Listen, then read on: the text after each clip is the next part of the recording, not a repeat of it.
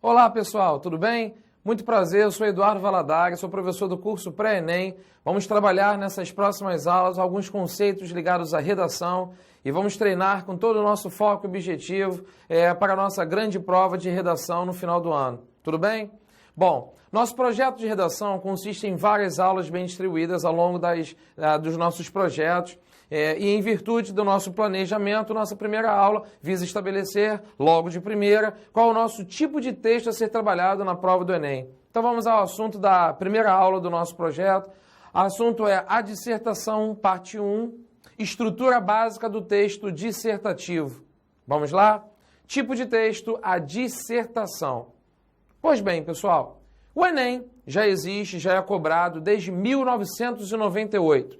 Isso é algo que o nosso aluno, o nosso candidato não pode ter nenhuma dúvida. Em todas as edições do Enem de 98 até o ano de 2012, o Enem sempre cobrou o tipo de texto dissertativo. Não existem dúvidas de que este ano, mais uma vez, o Enem vai confirmar cobrando texto dissertativo.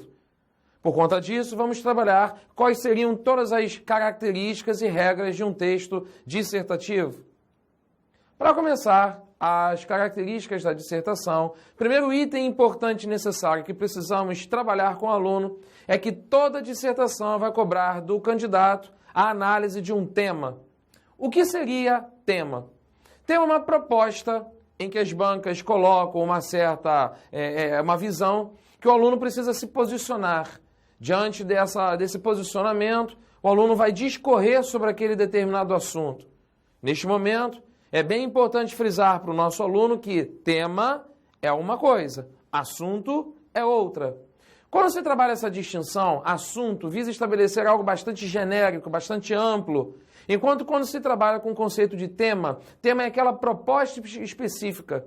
Vejamos, toda proposta ela vai basicamente ter uma análise de coletânea, um apanhado de textos, tudo isso já configura, já faz parte do tema. O tema, na verdade, precisa ser entendido com bastante calma, com bastante coerência. Tendo em vista que você precisa passar por toda a análise da coletânea, vamos ter uma aula específica só para trabalhar com a questão da coletânea.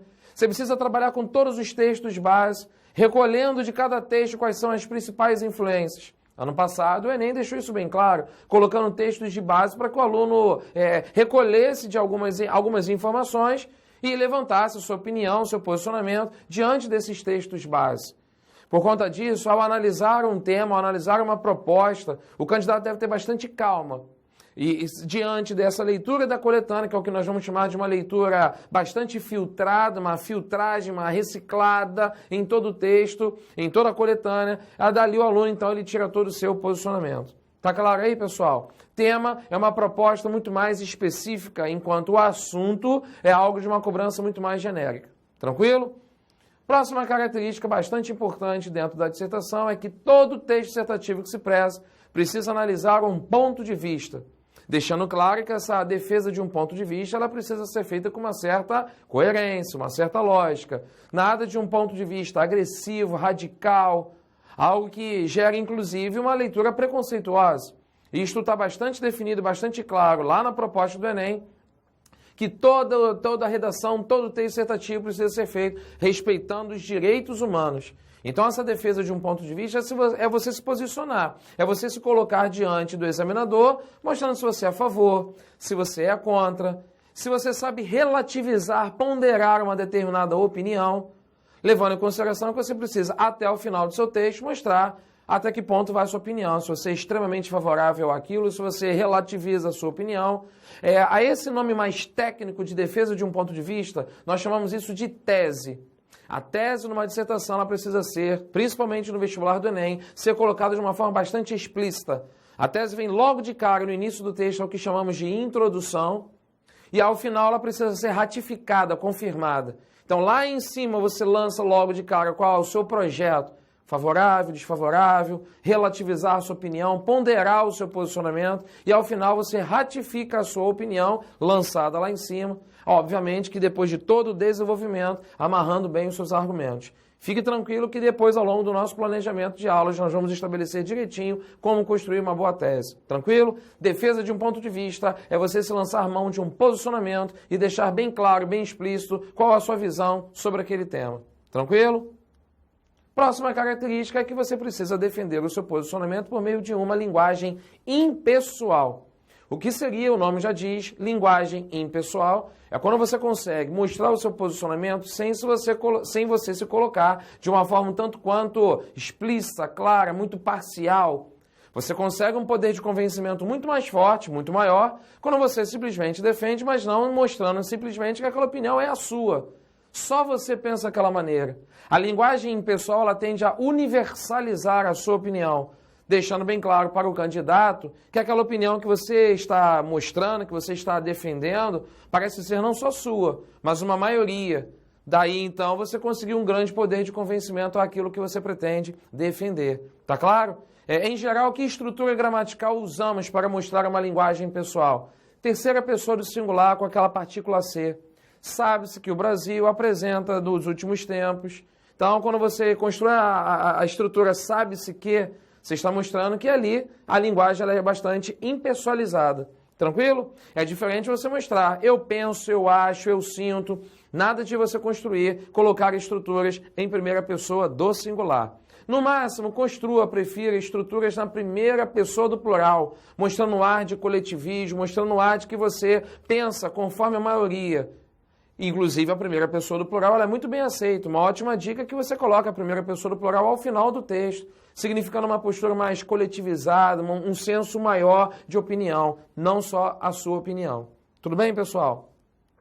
Como quarta característica, vamos lançar mão do caráter da objetividade, deixando bem claro que o item da objetividade se acaba configurando muito parecido com a linguagem pessoal. Ser objetivo numa dissertação é você trabalhar a sua opinião de forma que as pessoas entendam que não é você quem está defendendo somente aquilo. Ser objetivo é você trabalhar com conceitos como causas, consequências, estatísticas, trabalhar, por exemplo, com citações, que nós chamamos mais tecnicamente de argumentos de autoridade, trabalhar com pesquisas, mostrando inclusive que a sua opinião é objetiva, ela é racional. Você não está sendo levado pela emoção ao traduzir aquela opinião para o seu texto. Confere? Então a objetividade é algo imprescindível quando você quer escrever um texto dissertativo. Tendo em vista que na dissertação você precisa ter ao máximo de uma lógica, de uma racionalidade. Por isso a objetividade é uma característica bastante marcante. Vamos treinar bastante como ser objetivos. Uma ótima dica do nosso curso para que você seja bastante objetivo, leia bastante editoriais de jornais e de revistas, posicionamentos por meio de um caráter muito mais objetivo, mais racional. Tudo bem? Como quinta característica, é importante que o candidato esteja atento que o seu texto será escrito diante de uma modalidade escrita, diante de um padrão culto. Nas próximas aulas, vamos trabalhar com as competências da correção do Enem. A competência de número 1 é justamente a competência que visa trabalhar no aluno quais são as correções gramaticais pelas quais o seu texto irá passar. Questões ligadas à concordância, regência, pontuação, a questão da crase, o vocabulário, a linguagem empregada. Essa modalidade escrita, esse padrão culto, obviamente que precisa ser empregado num caráter formal. Aquela linguagem que nem sempre estão acostumados a utilizar no dia a dia, mas que vamos precisar exercitar bastante por conta dos nossos textos dissertativos. Em qualquer banco de vestibular, a cobrança é sempre em cima de regras de concordância, de regência, de pontuação, a questão sintática, a estrutura lógica das frases. É bom que você esteja bastante atento a essas regras que nós vamos trabalhar nas próximas aulas também. Tudo bem?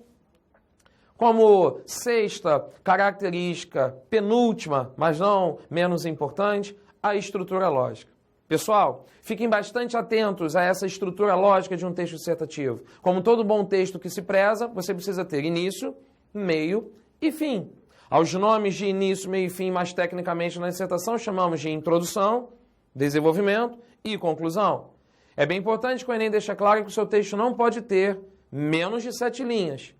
É claro que vamos desenvolver um texto bem maior que isso. O limite máximo vai até 30 linhas.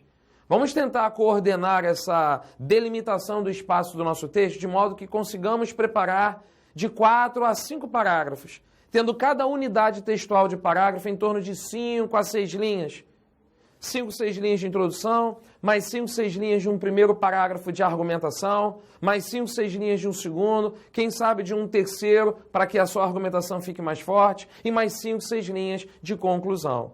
É bem importante que o aluno tenha isso em mente. Cada parágrafo tem a sua função, tem a sua responsabilidade. A de introdução, de apresentar a ideia que você irá discutir. O desenvolvimento, o nome já diz, de desenvolver, de detalhar, de discutir, de analisar os argumentos que você vai considerar. E, por fim, na conclusão, é importante que você amarre o seu posicionamento, ratificando o que foi apresentado e sugerindo uma reflexão para o examinador.